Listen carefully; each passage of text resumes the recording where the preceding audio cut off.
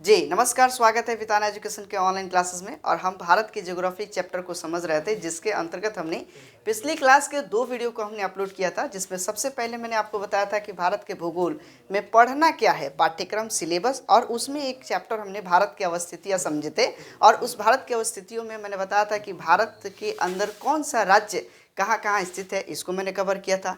ठीक इसके बाद दूसरा वीडियो आया हमारा भारत की अवस्थिति पार्ट 2, और उसमें हमने बताया कि भारत के राज्यों के साथ साथ जो है केंद्र शासित प्रदेशों की अवस्थितियाँ कहाँ है, उसको हमने समझा था। आज का जो हमारा आज का जो हमारा चैप्टर होगा वो होगा भारत की अक्षांशीय विस्तार, और उसी तरीके से कल हम लोग पढ़ेंगे भारत की देशांतरीय विस्तार। तो ये अक्षांशीय विस्तार को समझने का प्रयास करते हैं। चलिए शुरू करते हैं। सबसे पहले बात करते हैं भारत के अक्षांशीय विस्तार की। ये अक्षांशीय रेखा क्या होता है, पहले ये समझ लेते हैं। सबसे पहले हम यहाँ पर एक पृथ्वी का नक्शा बनाते हैं, एकदम गोल। ये हमारा पृथ्वी है, और पृथ्वी पर समझ लीजिए कि कुछ काल्पनिक रेखाएं खींची गई है, यानी पृथ्वी पर जितने भी ज्योग्राफिकल एरिया है उसको प्रदर्शित करने के लिए एक रेखा खींची गई है, काल्पनिक रेखा। तो ये जो पृथ्वी के सबसे बीचों बीच जो रेखा खींची गई है, इस रेखा को हम लोग कहते हैं विषुवत रेखा, और ये 0 डिग्री की रेखा है। आपको पता होगा कि कोई भी वृत्त जो होता है 360 डिग्री का कोण बनाता है। तो 360 डिग्री में एकदम बीच का जो कोण होता है, जो बीच का जो आपका डिग्री होता है, वो 0 डिग्री होता है। तो ये 0 डिग्री का जो ये आप रेखा देख रहे हैं, इस 0 डिग्री की रेखा को हम लोग विषुवत रेखा कहते हैं। क्या कहते हैं? विषुवत रेखा कहते हैं। या यह पूरे भूमि के मध्य की रेखा है, तो इसलिए हम इसे भूमध्य रेखा भी कहते हैं। ये कौन सी रेखा कहा जाएगा? तो भूमध्य रेखा। तो ये रेखा खींची गई है, एक काल्पनिक रेखा है, जिससे कि पृथ्वी पर जो भी देश है उसकी स्थितियां अवस्थितियों को आसानी से समझा जा सके। अब बात करते हैं कि ठीक इसके ऊपर देखिएगा, तो यहाँ पर जो है एक आपका एक जो इसके ऊपर जो होगा, ये 23.5 डिग्री का, यहाँ 23.5 डिग्री की एक रेखा है। इस रेखा को हम कर्क रेखा कहते हैं। ये जनरली हम पहले से जानते हैं। अब इसके बाद ठीक इसके नीचे देखिएगा, तो इसके नीचे वाली रेखा यहाँ 23.5 डिग्री, इसको हम लोग मकर रेखा के नाम से जानते हैं। यहाँ तक लाइन आपका क्लियर हो गया? कभी कभी अब देखिएगा, ये जो सीधी लाइन इस तरीके से पड़ा वाला जो लाइन खींच रहे हैं, इस पड़े वाले लाइन को ही अक्षांशीय रेखा कहते हैं, यानी अक्षांश रेखा कहते हैं। जो लाइन पृथ्वी पर पूरब से पश्चिम की तरफ खींची गई हो, या पश्चिम से पूरब की तरफ खींची गई हो, वह अक्षांशीय विस्तार होती है। यानी ये हमारा क्या हो गया? सबसे ऊपर नॉर्थ हो गया, उत्तर, और इसके नीचे कौन सा है? साउथ, दक्षिण हो गया। और इधर हम ले लेते हैं वेस्ट, और इधर हम ले लेते हैं नॉर्थ, ये हमारा हो जाएगा वेस्ट, और इधर हमारा हो जाएगा ईस्ट। तो ये आप समझ गए कि वेस्ट से ईस्ट या ईस्ट से वेस्ट जो रेखा हम खींच रहे हैं, उस रेखा को क्या कहेंगे हम? यानी अक्षांशीय रेखा कहते हैं। सबसे बीच की रेखा जो है, यह 0 डिग्री की रेखा है। इसी तरीके से इसके नीचे यदि कोई रेखा खिंचाएगा, तो ये 1 डिग्री, 2 डिग्री, 3 डिग्री, ऐसे ही रेखा बढ़ते हुए जाएगा। तो यदि नीचे की तरफ रेखा बढ़ेगा, तो 0 डिग्री के नीचे आइएगा तो 1 डिग्री साउथ लिखाएगा, यानी 1 डिग्री दक्षिणतम अक्षांशीय रेखा। अगर इसी तरीके से और नीचे अगर बढ़ गए, 2 डिग्री नीचे आ रहे हैं, तो 2 डिग्री दक्षिणतम अक्षांशीय रेखा कहलाएगी। इसी तरीके से 3 डिग्री ये हो जाएगा दक्षिणतम अक्षांशीय रेखा। तो आप समझ लीजिए कि फिर से इसको हम समझे कि ये बीच की जो रेखा है, इसको भूमध्य रेखा कहते हैं। और ये वाला जो है ऊपर आप देख रहे हैं कर्क रेखा, मकर रेखा, थोड़ा देर के बाद फिर वापस आएंगे तो फिर से इसको दोबारा समझेंगे। बीच की रेखा को हम क्या कहेंगे? विषुवत रेखा या भूमध्य रेखा। अब देखिए, ये पूरा का पूरा एक वृत्त है, ये एक गोल है, गोल वृत्त है। अगर हम इसके हिस्से को आधा आधा कर दे, चूंकि ये बीच से काट दिए तो ये आधा गोल हो गया, ये आधा गोल हो गया। इसके नीचे ये भी आपका बीच से काटे हैं तो ये भी नीचे वाला एक गोल हो गया। तो ये क्या कहलाएगा? गोला का आधा है, तो इसको क्या कहेंगे? गोलार्ध कहेंगे। अब ये उत्तर का गोला का आधा है, तो इसको कौन सी गोलार्ध कहेंगे भैया? उत्तरी गोलार्ध कहेंगे। एकदम क्लियर हो गया। अब नीचे इधर देखो, इस गोले का आधा हिस्सा दक्षिण में है, नीचे है, तो ये जो गोलार्ध होगा ये कौन सा गोलार्ध कहलाएगा? ये कहलाएगा दक्षिणी गोलार्ध। तो यहाँ तक क्लियर हो गया। अब हमारा जो भारत है वो भारत कहाँ पर स्थित है, किस गोलार्ध में स्थित है, ये सवाल पूछे जाते हैं। तो भारत जो है यही आपका भारत का नक्शा है। ये ले लो भैया, ये मेरा छोटा सा भारत, यहाँ पर पृथ्वी तो इतना बड़ा है, यही आपका क्या है? भारत है। तो बताओ भारत उत्तरी गोलार्ध में है कि दक्षिणी गोलार्ध में है? उत्तरी गोलार्ध में है। एकदम क्लियर हो गया, क्योंकि यह उत्तर के गोलार्ध में स्थित है। अब इसके नीचे नहीं है। इधर देखोगे कि जो बीच की रेखा है ये हमारा विषुवत रेखा 0 डिग्री की रेखा है। अब इसी में हम देखेंगे कि सबसे ऊपर 2-3 रेखा इंपॉर्टेंट है, वो ध्यान रखेंगे। ये एक रेखा जिसको हमने बताया 23.5 डिग्री की रेखा है। 23.5 डिग्री की रेखा को कौन सा रेखा कहेंगे? कर्क रेखा कहेंगे। और कर्क रेखा भारत के 8 राज्यों से होकर गुजरती है। कर्क रेखा भारत के 8 राज्यों से होकर गुजरती है। ये 8 राज्य कौन कौन है? तो एक छोटा सा ट्रिक आप हम याद रखेंगे कि मित्र पर गमछा झार। क्या याद रखना है? मित्र पर गमछा झार। तो मी से मिजोरम हो जाएगा, त से त्रिपुरा हो जाएगा, प से पश्चिम बंगाल हो जाएगा, र से राजस्थान हो जाएगा, ग से गुजरात हो जाएगा, और वही म से मध्य प्रदेश हो जाएगा, छ से छत्तीसगढ़ हो जाएगा, झ से झारखंड हो जाएगा। तो ये आप समझ गए होंगे कि कर्क रेखा भारत के कुल कितने राज्यों से होकर गुजरती है? 8 राज्यों से होकर गुजरती है। अब कर्क रेखा में देखिएगा कि यहाँ पर सबसे ज़्यादा गर्मी होती है। ये जो आप देख रहे हैं इधर कर्क रेखा पर सूर्य जो होता है, यही सूर्य इधर हम देखेंगे, पृथ्वी ही भ्रमण करती है, सूर्य स्थिर रहता है। लेकिन हम लोग कहते हैं ना, सूर्य कभी कर्क रेखा पे जाएगी तो इधर गर्मी ज़्यादा बढ़ेगा, और वही नीचे की तरफ मकर रेखा की तरफ बढ़ेगी तो दक्षिण में आपका गर्मी ज़्यादा होगा। यानी सूर्य जो है यही कर्क रेखा और मकर रेखा के बीच में ही गमन करता है। अर्थात सूर्य गमन नहीं करता है, पृथ्वी ही गमन करता है। पृथ्वी जो है, अब एक दो और पॉइंट हम जरा सा ध्यान से समझ ले तो वो भी आपका क्लियर हो जाएगा। सबसे ऊपर एक और रेखा इम्पॉर्टेंट है, इस रेखा को कहते हैं 66.5 डिग्री। ये 66.5 डिग्री की रेखा सबसे ऊपर 66.5 डिग्री। ये बताइए कि ये नॉर्थ है कि साउथ है? तो नॉर्थ है। तो 66.5 डिग्री नॉर्थ अक्षांशीय रेखा जो है, इस रेखा को हम लोग आर्कटिक रेखा के नाम से जानते हैं। कौन सी रेखा? आर्कटिक रेखा के नाम से। इधर देखेंगे सबसे नीचे एक और यहाँ पर रेखा है, यह भी 66.5 डिग्री की रेखा है, और ये नॉर्थ है कि साउथ है? साउथ है। तो ये हमारा कौन सा रेखा हो जाएगा? अटलांटिक रेखा कहलाएगी। अटलांटिक रेखा कहलाएगी।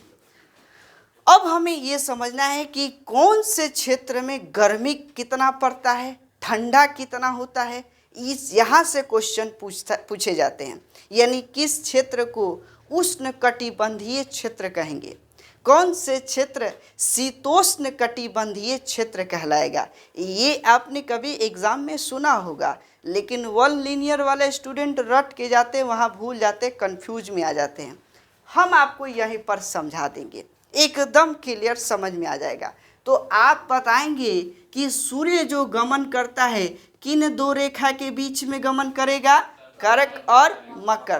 तो सूरज जहाँ रहेगा वही ना गर्मी ज़्यादा होगा। तो सूर्य की जब सूर्य जहाँ यही गर्मी, तो सूर्य इस क्षेत्रों में है तो इधर क्या होगा? गर्मी ज़्यादा होगा। और सबसे ज़्यादा गर्मी किस रेखा पर पड़ेगी? तो 0 डिग्री विषुवत रेखा पर पड़ेगी। यानी 0 डिग्री पर जो देश है, जैसे केन्या, जिम्बाब्वे, ये जो देश है, यहाँ के लोग एकदम काले हो जाते हैं, चूँकि धूप ज़्यादा होता है। यहाँ समझ लो कि धूप इतना होता है कि बाल भी जल जाता है, और बाल घुंघरालू हो जाते हैं, बाल बड़े बड़े नहीं होते हैं। तो समझ लीजिए कि सबसे ज़्यादा आपका इधर गर्मी होता है। भारत में जो है थोड़ा बहुत इधर देखेंगे कि सबसे कर्क रेखा के ऊपर जो है यानी ठंडी पड़ती है। और यह जो है इस क्षेत्र को, ये जो क्षेत्र हमने अभी लाइन अप किया है, इस क्षेत्र को हम लोग, ये गर्मी वाला क्षेत्र है, उष्मा ज़्यादा होता है, इसलिए इस क्षेत्र को हम कहेंगे उष्ण कटिबंधीय क्षेत्र। ध्यान रखना है, ये कौन सा क्षेत्र कहलाएगा? उष्ण कटिबंधीय क्षेत्र। यानी कर्क रेखा और मकर रेखा के बीच का जितना भी देश होगा वह किस कटिबंधीय क्षेत्र में आएगा? तो उष्ण कटिबंधीय क्षेत्र में आएगा। अब सवाल आपसे पूछा जाए कि आंध्र प्रदेश किस क्षेत्र में आता है? उष्ण कटिबंध, शीतोष्ण कटिबंध, शीत कटिबंध, तो क्या बताएंगे? उष्ण। चूंकि आंध्र प्रदेश कर्क रेखा के नीचे है। ये आपने अभी जो मित्र पर गमछा झाड़ वाले जितना नीचे आइएगा वो सब क्या होगा? उष्ण कटिबंधीय क्षेत्र है। समझ के लेवल को बनाइए, रट के जाइएगा तो क्वेश्चन जो है पलट उलट कर आ रहा है, फिर आप मुश्किल में पड़ जाएंगे। इसी तरीके से इधर हम कर्क रेखा के ऊपर बढ़ेंगे तो धीरे धीरे इधर, चूँकि सूर्य यहाँ पर है तो सूर्य का प्रकाश यहाँ आएगा तो धीरे कुछ दूर तक तो सूर्य का प्रकाश जाएगा ही जाएगा। तो इधर ठंडा है लेकिन पूरा ठंडा नहीं है, ठंडा के साथ साथ गर्मी भी है, यानी ठंडी भी है। तो जब इधर आएंगे सूर्य तो इधर गर्मी पड़ेगा, फिर और इधर क्या हो जाएगा? ठंडी हो जाएगा। फिर सूर्य इधर आएंगे तो फिर इधर गर्मी और उधर ठंडा हो जाएगा। तो इस क्षेत्र को कहेंगे कि शीत तो है लेकिन शीत के साथ साथ उष्ण भी है, यानी गर्मी भी है। तो इस क्षेत्र को कौन सा क्षेत्र कहेंगे? शीतोष्ण कटिबंधीय क्षेत्र कहेंगे। और सूर्य का प्रकाश जो होता है वो 66.5 डिग्री के ऊपर नॉर्थ में नहीं जाता है। इधर समझ लीजिए कि 6 महीना जो है रात होता है तो 6 महीना दिन होता है। यहाँ सबसे ज़्यादा ठंडा पड़ता है, सबसे ठंडा क्षेत्र यही है, 66.5 डिग्री के ऊपर नॉर्थ का क्षेत्र।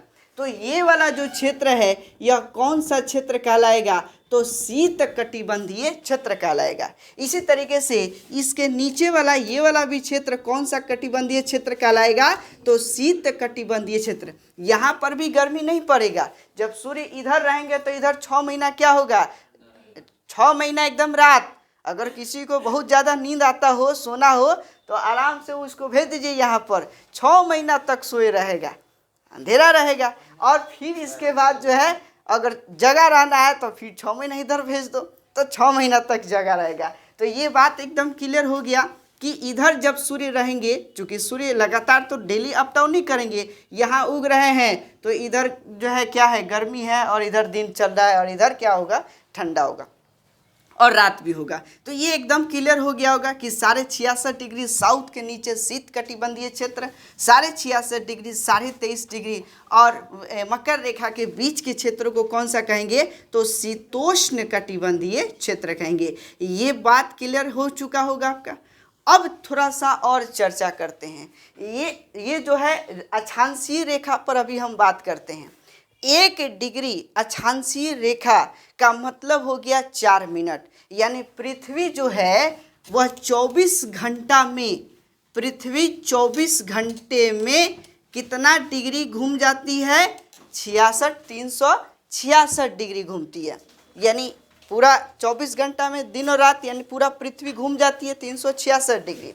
तो अब बताइए, यहीं पर थोड़ा सा समझ लेने वाली बात होगी कि 24 घंटे में पृथ्वी कितना डिग्री का चक्कर लगाती है?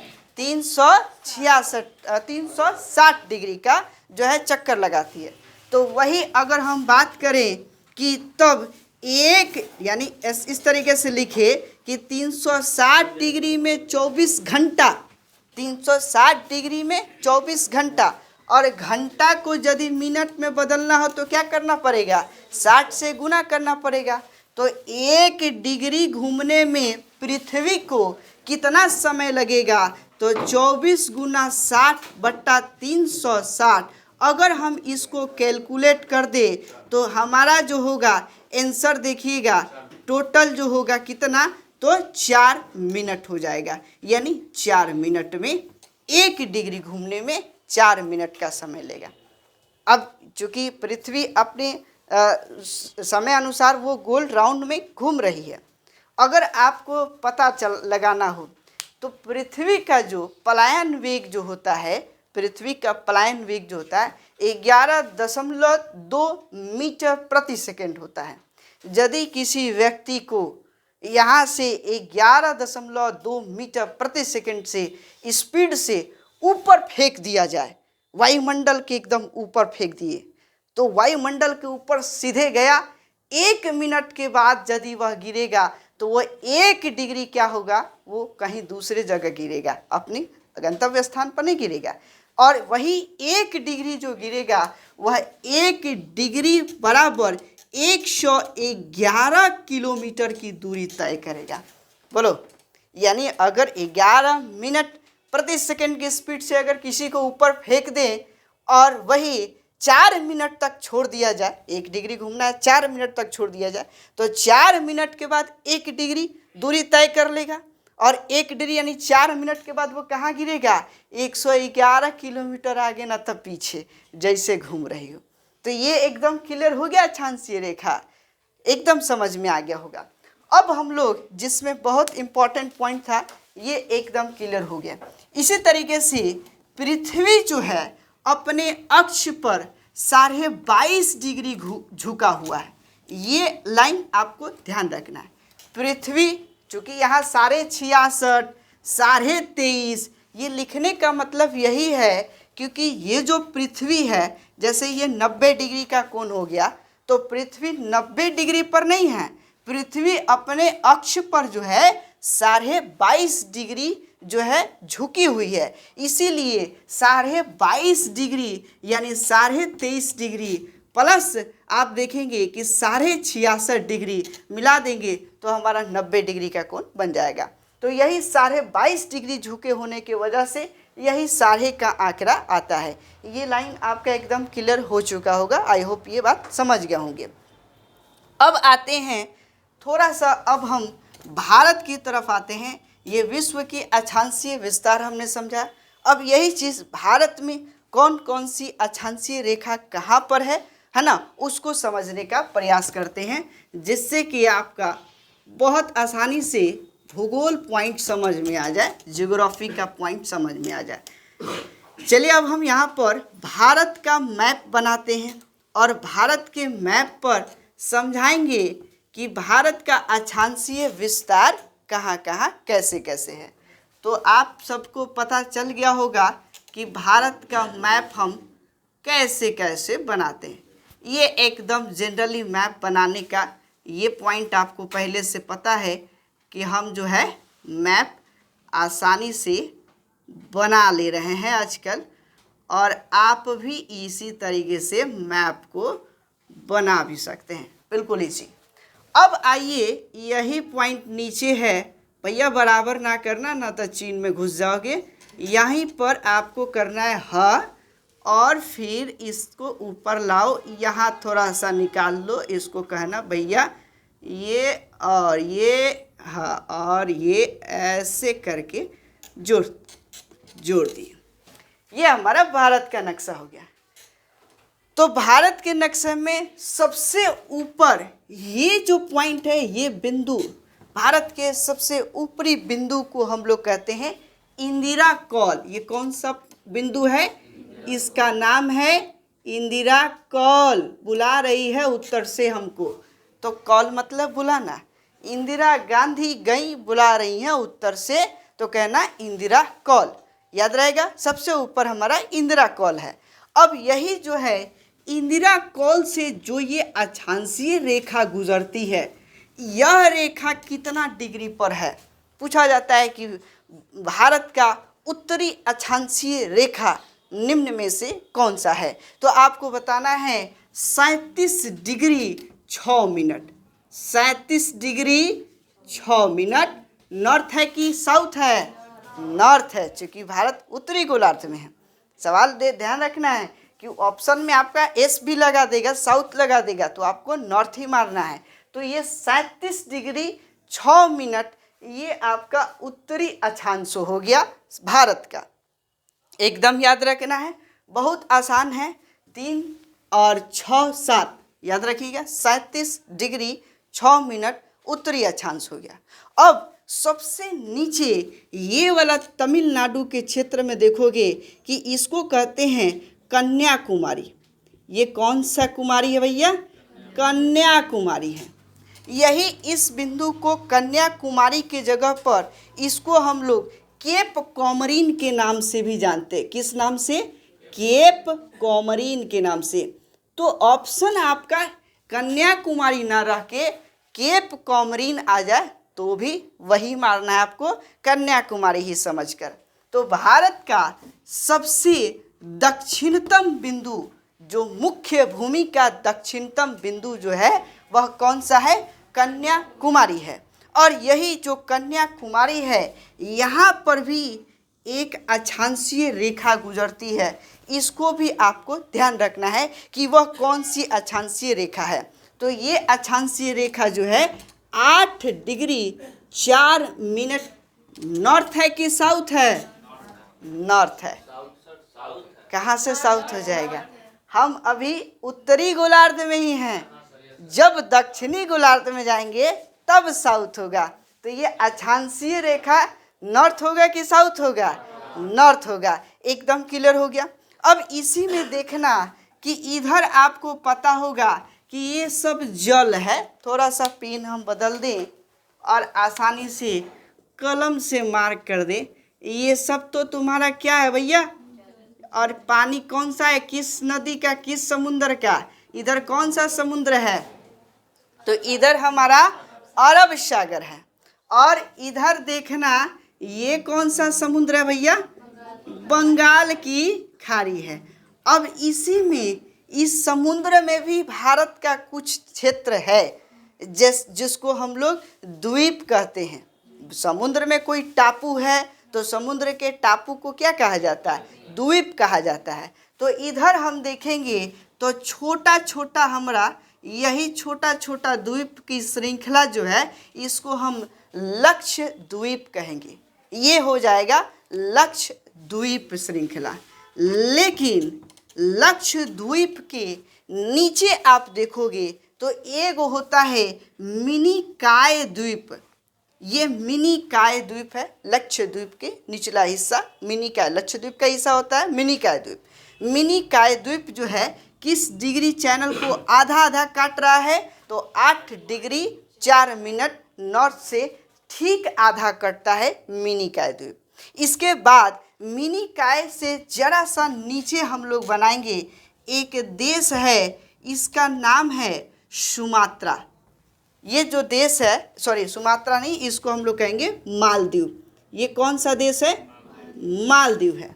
और यही मालदीव जो है ये मिनी काय द्वीप और मालदीव, इसके बीच में यहाँ देखेंगे तो ये जो चैनल है ये 8 डिग्री 4 मिनट है। अब आप बताइएगा हमें कि ये धीरे धीरे, चूँकि सबसे नीचे कौन सा है? 0 डिग्री है। 0 डिग्री है। 0 से 1 ऊपर, 2 ऊपर, 3 ऊपर, 4 ऊपर, यहाँ 8-10 डिग्री 4 मिनट, तो एक से कम ना होना चाहिए। तो ये कितना डिग्री है? तो टोटल 8 डिग्री चैनल। ये 8 डिग्री चैनल मिनी काय को मालदीव से अलग करती है। अब हमने यहाँ पर लिख दिया भैया चैनल। समझो चैनल क्या है? तो ये मिनी काय द्वीप है और ये हमारा कौन सा द्वीप है?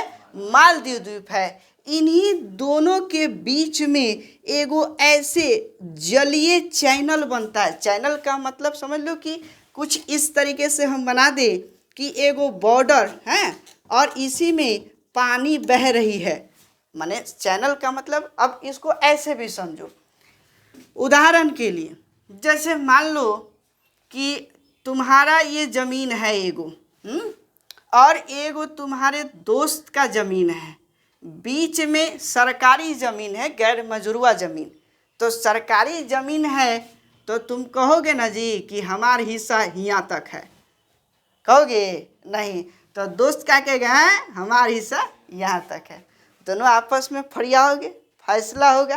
फैसला होगा क्या कि एक काम करते हैं, गैर मजरूआ ज़मीन है, तुम बीच में आ जाओ, तुम यहाँ तक अपना गाछी बिरछी लगाओ, हम भी यहाँ तक गाछी बिरछी लगाएंगे।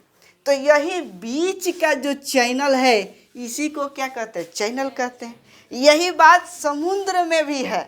समुद्र में भी जो बीच का जो पानी का बहाव है इसी को क्या कहते हैं, चैनल कहते हैं। एकदम क्लियर हो गया, कोई समस्या नहीं रही। तो यही 8 डिग्री चैनल, यही बीच से ये एगो बीच से एगो रेखा खींच दिया गया, बोला गया कि ये 8 डिग्री की रेखा है, ये एगो चैनल है जो मालदीव और किसके बीच है, तो मालदीव और एक हमारा मिनिकॉय। मिनिकॉय द्वीप किसका हिस्सा है, तो भारत का हिस्सा है। तो अब आपसे सवाल पूछे जाते हैं कि 8 डिग्री चैनल किन 2 देश की बीच की सीमा निर्धारित करती है, तो भारत और मालदीव।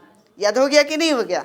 तो 8 डिग्री चैनल ये भारत और मालदीव की बीच की सीमा रेखा तय करती है। एकदम क्लियर हो गया होगा। इसी तरीके से जरा सा हम थोड़ा सा इधर आते हैं, ये बंगाल की खाड़ी में आइएगा तो ये क्षेत्र हमारा मिज़ोरम है। आपको पता होगा ये मिज़ोरम है, ये हमारा त्रिपुरा है, ये मैंने पिछले क्लास में कवर किया था।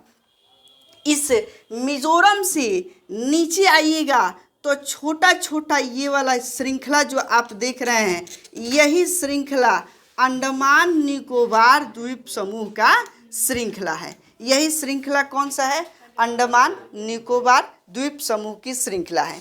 इसी अंडमान निकोबार द्वीप समूह में देखेंगे तो एक जो है, जरा सा ये नीचे की तरफ आ जाएगा, थोड़ा सा मैप पर हम लोग लेके चले, बहुत ज़्यादा गिजमिज हो जा रहा है, एकदम क्लियर हो जाएगा।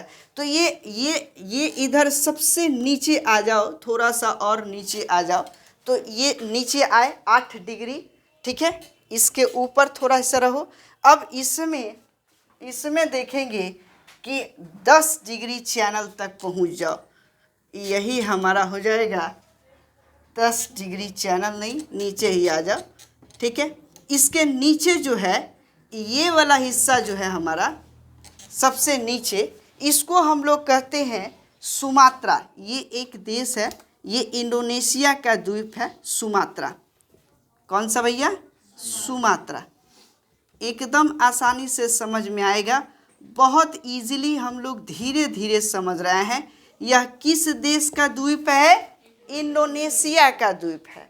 और यहाँ पर जो है हमारा अंडमान निकोबार द्वीप की श्रृंखला, छोट छोट टापू है, ठीक है। तो यही अंडमान निकोबार द्वीप की श्रृंखला आ रही है। सबसे नीचे वाला जो है, ये वाला जो आप देख रहे हो, इसको हम लोग कहते हैं ग्रेट निकोबार। ये कौन सा है, ग्रेट निकोबार, ठीक है। तो यही ग्रेट निकोबार के बीच में देखो क्या यह पानी वाला क्षेत्र बन रहा है, तो यह एक चैनल कहा जाएगा। इस चैनल का नाम होगा ग्रेट चैनल, और यह ग्रेट निकोबार और सुमात्रा द्वीप यानी इंडोनेशिया को अलग करता है। तो ये एकदम लाइन क्लियर हो गया। ग्रेट निकोबार चैनल यानी ग्रेट चैनल किन 2 देश को अलग करता है, तो भारत और इंडोनेशिया, यानी भारत के ग्रेट निकोबार द्वीप और एक सुमात्रा द्वीप को अलग करने का काम करता है। एकदम यहाँ तक स्पष्ट हो गया होगा। इसी तरीके से हम बात करेंगे कि एक होता है ये वाला चैनल, ये तो आपका 8 डिग्री 4 मिनट हो गया। इधर हम लोग देखेंगे एक बीच की रेखा, ये 9 डिग्री हो गया। 8 डिग्री के ऊपर 9 डिग्री। तो ये ऊपर ये जो छोटा छोटा बनाए हैं, ये कौन सा द्वीप कहला रहा है जी? तो लक्षद्वीप है। और इसके नीचे कौन सा द्वीप है? तो ये जो है इसी को कहते हैं मिनिकॉय। ये मिनिकॉय द्वीप है। तो लक्षद्वीप और मिनिकॉय द्वीप को कौन सी डिग्री अलग कर रही है? तो 9 डिग्री चैनल। यहाँ चैनल बना, एकदम चैनल बना। तो इसको क्या कहोगे? 9 डिग्री चैनल जो है लक्षद्वीप और मिनिकॉय द्वीप को अलग करती है। इसके ऊपर थोड़ा सा और आगे बढ़ा जाए तो यहाँ पर देखोगे तो ये हो जाएगा 10 डिग्री। तो 10 डिग्री का जो चैनल है ये अंडमान और निकोबार द्वीप समूह, ऊपर अंडमान द्वीप समूह हो गया और नीचे कौन सा द्वीप समूह है? निकोबार द्वीप समूह। तो 10 डिग्री चैनल अंडमान से किसको अलग करती है? निकोबार को अलग करती है। यहाँ तक समझ में आ गया? एकदम भूगोल जो होता है ना, जियोग्राफी जो होता है ना, एकदम दिमाग में हमको सेट करना होगा। ऐसे रट के जाइएगा तो गड़बड़ा जाएगा। आप मैप को ध्यान रखिए कि 10 डिग्री कहाँ है, अंडमान कहाँ है, निकोबार कहाँ है, 9 डिग्री कहाँ है। तो 9 डिग्री आपका याद रहेगा लक्षद्वीप और मिनिकॉय। मिनिकॉय को मालदीव से कौन सी डिग्री अलग कर रही है? तो 8 डिग्री अलग कर रही है। एकदम क्लियर हो गया होगा। यहाँ तक कोई समस्या किसी को? कोई समस्या नहीं हुई होगी। अब हम लोग जरा चर्चा कर लेते हैं इस पर थोड़ा सा। ये जो बिंदु लिखे हैं, भारत की सबसे उत्तरी बिंदु को क्या कहेंगे? इंदिरा कॉल कहेंगे। इसी को इंदिरा कॉल कहते हैं, जो कहाँ स्थित है? लद्दाख में। अभी आपने देखा कि यही हमारा जम्मू कश्मीर है। ये जम्मू कश्मीर है ना जी, आपको मैप पे समझाए थे। और ये वाला हिस्सा क्या है? लद्दाख का हिस्सा है, जो अभी वर्तमान में केंद्र शासित प्रदेश है या राज्य है? केंद्र शासित प्रदेश है। बहुत बढ़िया। अब यही जो है 37 डिग्री 6 मिनट नॉर्थ यानी उत्तरी अक्षांश रेखा यहाँ से गुजरती है। भारत के सबसे दक्षिणतम बिंदु क्या है? इंदिरा पॉइंट है। और इसी को पिग्मेलियन पॉइंट भी कहते हैं, जो ग्रेट निकोबार में स्थित है। यही हमारा ग्रेट निकोबार द्वीप समूह, इधर हमारा हो जाएगा, ये वाला हो जाएगा ग्रेट निकोबार द्वीप समूह। ये सबसे दक्षिणतम बिंदु हो गया। थोड़ा और नीचे जाएगा ये, ठीक है। तो ग्रेट निकोबार द्वीप समूह जो है, इसको हम लोग क्या कहते हैं? इंदिरा पॉइंट कहते हैं, जिसको पिग्मेलियन पॉइंट भी कहा जाता है। और यहाँ पर कितना डिग्री की अक्षांश रेखा गुजरता है? तो 6 डिग्री 25 मिनट। ये मिनट पढ़ेंगे, अगर डबल कोटेशन रहता तो सेकंड भी हो जाता, सिंगल कोटेशन है तो मिनट पढ़ेंगे। तो ये 25 मिनट नॉर्थ अक्षांशीय रेखा गुजरती है। अब भारत की मुख्य भूमि या प्रायद्वीपीय भारत की दक्षिणतम भूमि, देखिए भारत की मुख्य भूमि तो हमारा यही है, मेन भूमि, या प्रायद्वीपीय भारत। प्रायद्वीप समझ रहे हैं कि प्रायद्वीप का मतलब वह स्थल जिसको तीनों हिस्सा में पानी हो, उसे प्रायद्वीप कहते हैं। और द्वीप किसको कहते हैं? वह स्थल जिसके चारों तरफ पानी हो, उसको द्वीप कहेंगे। तो इसके चारों तरफ पानी है तो ये द्वीप है। लेकिन ये वाला क्षेत्र देख रहे हो तो इसके क्या है? एक इधर पानी, नीचे पानी, ऊपर पानी, इधर। तो ये 3 क्षेत्रों में पानी है। तो इसको क्या कहेंगे? प्रायद्वीपीय भारत कहेंगे। तो प्रायद्वीपीय भारत या मुख्य भारत का दक्षिणतम स्थल को क्या कहेंगे? कन्याकुमारी कहेंगे, जो मैंने यहाँ पर नोट डाउन भी कर लिया है। इसी को केप कॉमरिन के नाम से भी जानते हैं, जो किस राज्य में स्थित है? तमिलनाडु में स्थित है। और जहाँ से कितना डिग्री की अक्षांशीय रेखा गुजरती है? 8 डिग्री 4 मिनट की अक्षांशीय रेखा गुजरती है। अब इम्पॉर्टेंट ये वाला पॉइंट है, 8, 9, 10 चैनल घुमाना है यहाँ पर। तो 8 डिग्री चैनल किन 2 क्षेत्रों को अलग कर रही है? तो मिनिकॉय और मालदीव को अलग करेगी। 9 डिग्री चैनल किसको अलग करेगी? लक्षद्वीप और मिनिकॉय द्वीप को। ये हमने मैप पर भी समझा। 10 डिग्री चैनल किसको अलग करेगी? अंडमान और निकोबार द्वीप समूह को अलग करेगी। ग्रेट चैनल, चैनल समझ में आ गया होगा आपको।